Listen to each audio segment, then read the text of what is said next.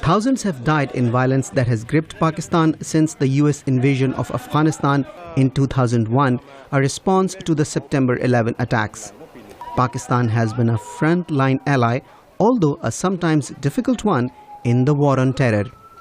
The country's Islamist parties say the violence in Pakistan is the direct outcome of the country's cooperation with a government whose troops are in an Islamic neighbor.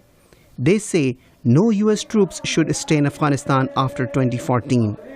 Scott Smith of the US Institute of Peace says that would not be in Pakistan's interest. The purpose of this bilateral security agreement is basically to train the Afghan forces so that they can create and help maintain a stable Afghanistan. So if that goes according to plan, and if their presence also allows for the financing of the Afghan army, which right now the Afghan state can't pay for itself, then we should have a more stable Afghanistan that should be in the interests of Pakistan as well. During a recent visit to Kabul, Pakistani Prime Minister Nawaz Sharif tried to dispel the notion that Pakistan is trying to influence Afghanistan's decisions.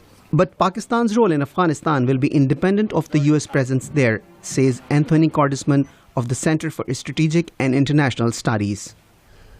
Pakistan is not going to stop interfering in Afghan affairs. It has a border problem, it has an ethnic problem, it has a problem in competing with India. They see us as temporary, and probably correctly.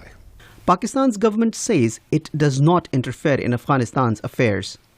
Analysts say the US raid that killed Osama bin Laden and drone strikes targeting suspected militants elsewhere in Pakistan are the major reasons the US and Pakistan are at odds. To protest the drone strikes, an opposition party is blocking one of the NATO supply routes into Afghanistan. But relations are improving and an agreement on the supply routes is in place, says Special US Representative for Afghanistan and Pakistan, James Dobbins. We have an agreement that covers the lines of communication to Afghanistan, and that agreement continues to be followed. Experts say the uncertainty over the bilateral security agreement is detrimental not only to Afghanistan but also for regional security. Kokab Farshori, VOA News, Washington.